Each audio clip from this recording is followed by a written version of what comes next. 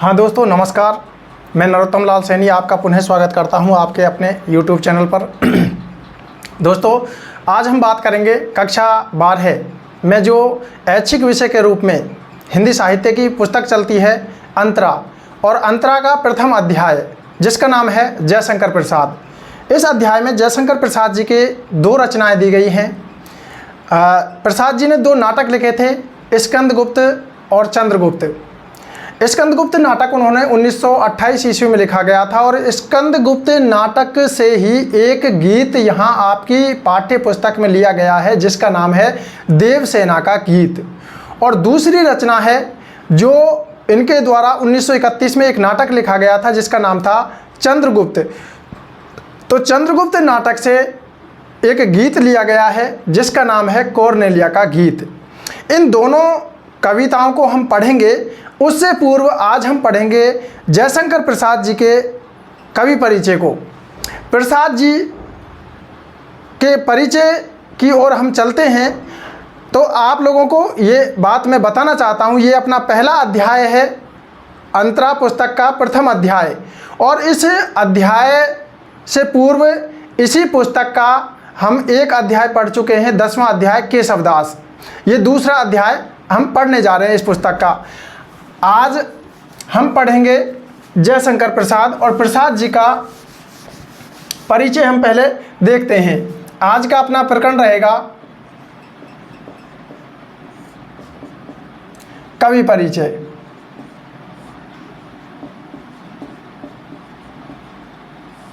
और आज के अपने जो कवि हैं वो हैं कलाधर या झारखंडी, जिनका नाम है जयशंकर प्रसाद। जी हाँ, कलाधर या झारखंडी।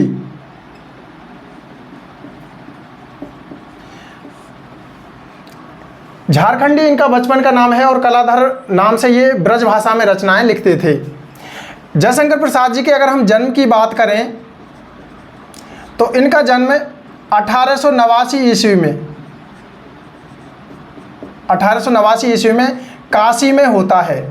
काशी में एक परिवार है, इनका परिवार सुंगनी साहू के नाम से मशहूर है।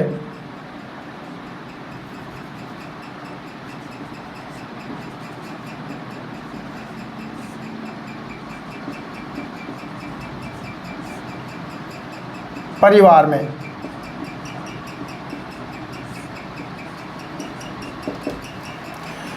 जयशंकर प्रसाद जी की अगर हम मृत्यु की बात करें तो इनकी मृत्यु 1937 ईस्वी में होती है।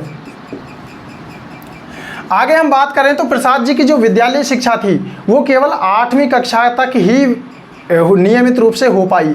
उसके बाद इन्होंने स्वाध्याय के द्वारा कई भाषाओं का ज्ञान अर्जन किया, साहित्य का ज्ञान अर्जन किया, इतिहास, दर्शन, धर्मशास्त्र, पुरातत्व, इन सभी का इन्होंने अध्ययन किया। तो हम लिख सकते हैं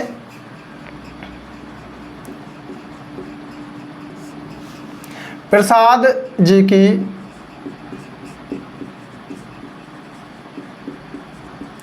विद्यालय शिक्षा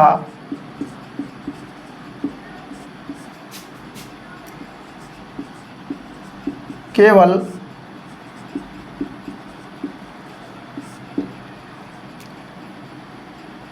8वीं कक्षा तक ही हो पाई।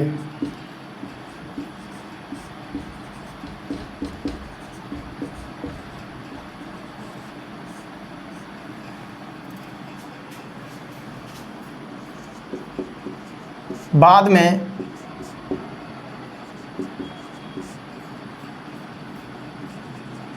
स्वाध्याय द्वारा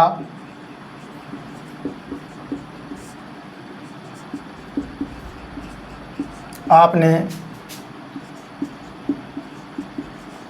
संस्कृत, पाली, उर्दू,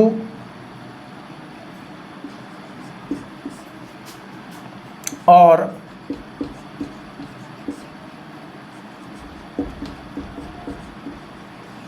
अंग्रेजी भाषाओं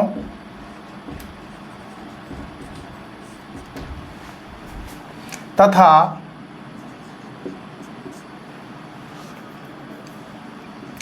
साहित्य का गहन अध्ययन किया।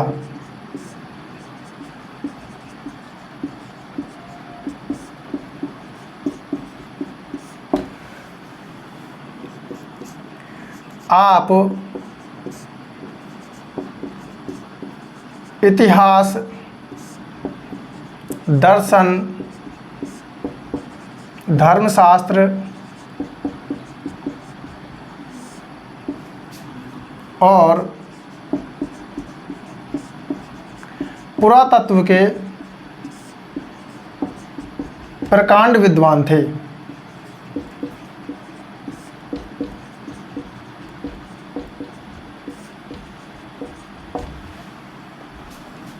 आगे हम बात करें तो प्रसाद जी अत्यंत शांत, सौम्य और गंभीर प्रकृति के व्यक्ति थे जो आत्मस्तुति और परनिंदा दोनों से बचते थे। बताइए आत्मस्तुति और परनिंदा क्या है, कमेंट बॉक्स में बताइएगा।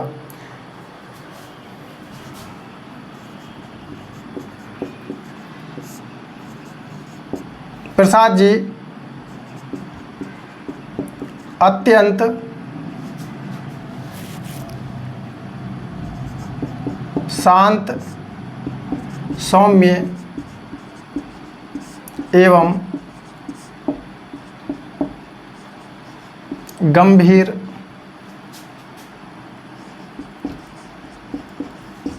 प्रकृति के व्यक्ति थे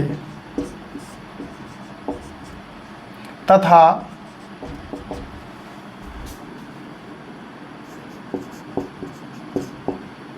परनिंदा एवं आत्मस्तुति दोनों से बचते थे।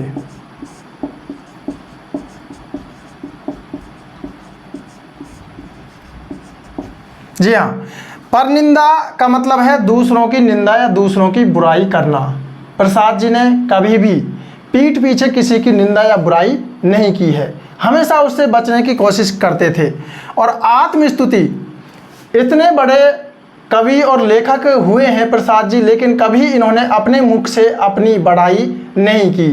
तो ये होता है परनिंदा, दूसरों की बुराई, आत्मस्तुति यानी अपनी बात, अपने बारे में बढ़ा चढ़ाकर कहना, ये आत्मस्तुति है, या फिर अपने बारे में हमेशा गुणगान करते रहना। तो इन्होंने कभी ऐसा अपने बारे में नहीं कहा है। आगे हम बात करें तो जो प्रसाद जी का काव्य है, जो इनकी रचनाएं हैं, उनमें राष्ट्रीय जागरण का स्वर और भारत की जो गौरवमयी संस्कृति है उसका वर्णन किया गया है। हम लिख सकते हैं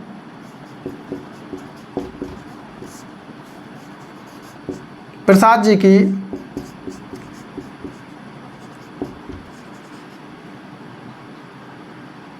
रचनाओं में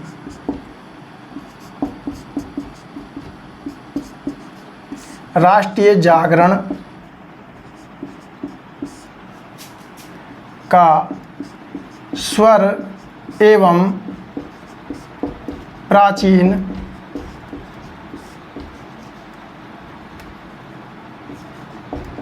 भारतीय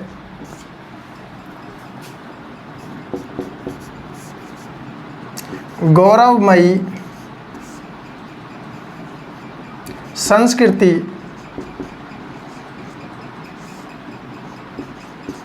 का चित्रण हुआ है। चित्रण हुआ है। आगे अगर हम इनकी रचनाओं की बात करें, रचनाएं, तो रचनाओं को हम अलग अलग श्रेणी की जो रचनाएं हैं, नाटक इन्होंने लिखे हैं, उपन्यास इन्होंने लिखे हैं, कहानियाँ इन्होंने लिखी हैं, निबंध इन्होंने लिखे हैं, काव्य रचनाएं इन्होंने लिखी हैं। ये बहुज्ञ प्रवृत्ति के व्यक्ति थे। सभी गद्य हो या पद्य हो, खुलकर लिखा है इन्होंने और काफ़ी अच्छा लिखा है। तो हम इनकी बात करें, सबसे पहले हम इनके नाटकों की चर्चा करते हैं। नाटक नंबर 1 पर नाटक लेते हैं और इनके नाटकों की अगर हम बात करें तो अजात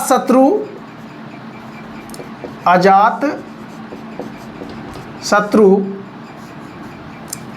स्कंदगुप्त, जी हाँ, जिससे देवसेना का गीत लिया गया है, 1928 में लिखा गया, चंद्रगुप्त, कॉर्नेलिया का गीत लिया गया है। स्कंदगुप्त, चंद्रगुप्त, इसके अलावा आता है ध्रुव स्वामिनी,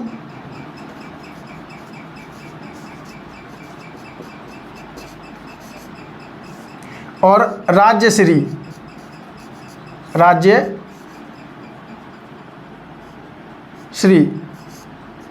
ये इनके नाटक हैं, अजातशत्रु, स्कंदगुप्त, चंद्रगुप्त, ध्रुव स्वामिनी और राज्यश्री। दूसरे हम इनकी बात करें उपन्यासों की, तो इन्होंने 3 उपन्यास लिखे हैं। नंबर 1 पर है कंकाल। जी हाँ, गोस्वामी तुलसीदास के जीवन चरित्र इसमें बताया गया है, जीवन पर आधारित उपन्यास है कंकाल। उसके बाद तितली,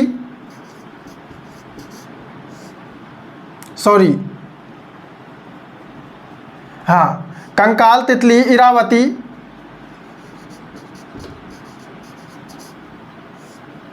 इरावती जो इनका उपन्यास है ये अपूर्ण है, पूर्ण नहीं है,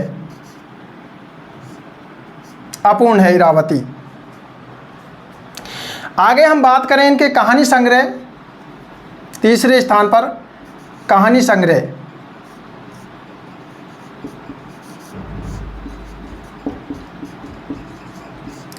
तो इनके कहानी संग्रहों में आंधी, इंद्रजाल,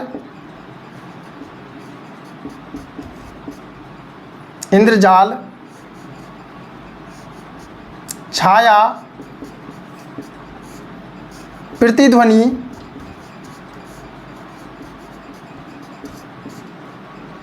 और एक है आकाशदीप।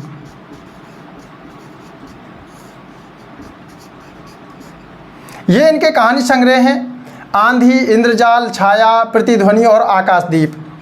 चौथे स्थान पर आते हैं इनके निबंध संग्रह। आसानी से याद हो जाएंगे, घबराइएगा मत। याद करने का एक जज्बा होना चाहिए, एक जुनून होना चाहिए, एक उत्साह होना चाहिए, हृदय में कुछ कर गुजरने का एक जज्बा आपने अंदर जगाओ। और जब वो जज्बा आप लोगों के अंदर जगेगा ना, तो दुनिया की सारी चुनौतियां, सारी मुश्किलें आपका रास्ता छोड़ती चली जाएंगी। आपके अंदर वो शक्ति, वो ऊर्जा होनी चाहिए। हमेशा सकारात्मक विचार रखो, सकारात्मक सोच रखो, और कुछ कर गुजरने की अपने अंदर एक ऐसी इच्छा जगाओ जो आपको अपने किसी भी लक्ष्य को प्राप्त करने के काफ़ी करीब लेकर जाए। तो निबंध संग्रह की हम बात करें तो काव्य और कला तथा अन्य निबंध, ये इनके निबंधों का संग्रह है एक। उसके बाद हम बात करें 5वें स्थान पर इनकी काव्य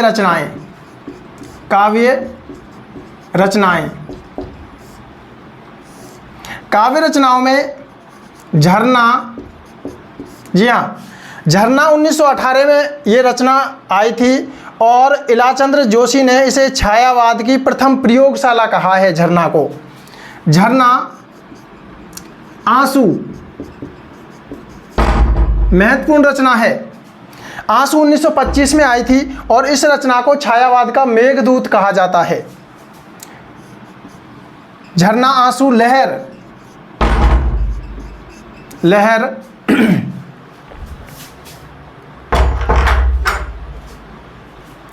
झरना, आंसू, लहर 1933 ईस्वी की रचना है। झरना, आंसू, लहर, कामायनी ये 1935 में आई थी। 15 सर्गों में विभक्त रचना है। इसके अलावा प्रेम पथिक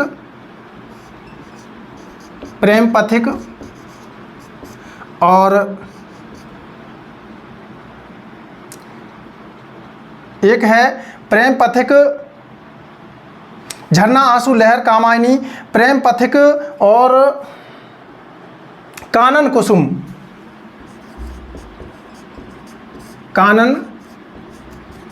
कुसुम, ये इनकी काव्य रचनाएं हैं। तो इस तरह से ये जयशंकर प्रसाद जी का परिचय रहा है यहाँ पर। जन्म 1889 ईस्वी में कहाँ हुआ? काशी में हुआ। कौन से परिवार में? सुंगनी साहू के नाम से इनका परिवार प्रसिद्ध है। मृत्यु 1937 ईस्वी में होती है। प्रसाद जी की जो विद्यालय शिक्षा है वो केवल 8वीं तक हो पाई। उसके बाद इन्होंने स्वाध्याय के द्वारा संस्कृत, पाली, उर्दू और अंग्रेजी भाषाओं का ज्ञान अर्जन किया। उसके बाद साहित्य का भी इन्होंने गहन अध्ययन किया। और यही नहीं कि इन पर ही इनकी पकड़ हो, चाहे इतिहास हो, दर्शन हो, धर्मशास्त्र हो और पुरातत्व, इन पर भी इनकी अच्छी पकड़ थी। प्रकांड विद्वान थे। फिर भी इतना विद्वता होने के बावजूद भी ये अत्यंत सौम्य, शांत और गंभीर प्रकृति के व्यक्ति थे। आत्मस्तुति और परनिंदा दोनों से हमेशा बचते थे।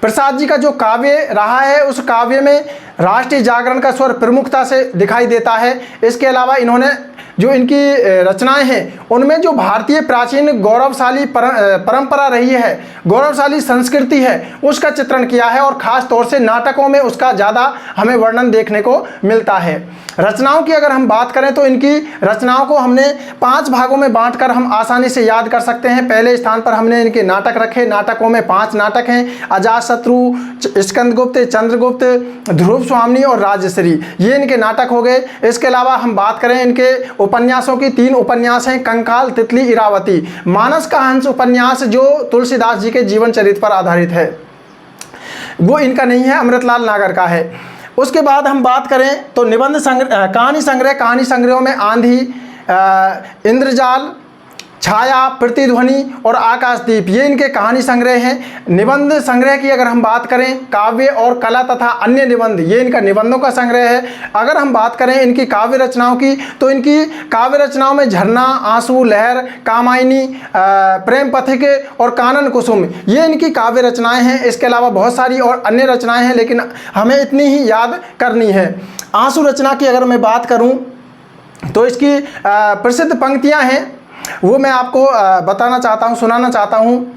बहुत अच्छी रचना है, आपको अगर समय मिले तो ज़रूर पढ़ना।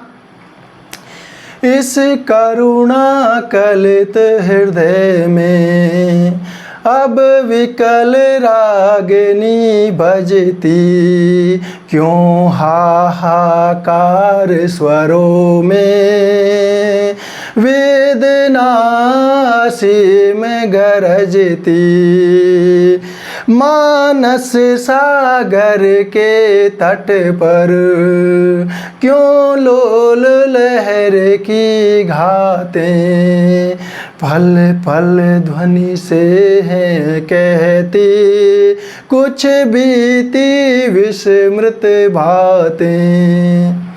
इसीलिए इसको छायावाद का मेघदूत कहा जाता है। बहुत अच्छी रचना है, एक लंबी रचना है, काफ़ी अच्छा लगेगा पढ़ना अगर आपको समय मिले तो इस तरह से ये जयशंकर प्रसाद जी का परिचय रहा है। यहाँ पर आप अच्छे से इसको लिखें, लिखने के बाद याद करें और अगर वीडियो अच्छा लगे तो लाइक और शेयर ज़रूर करें, चैनल को सब्सक्राइब करें। धन्यवाद।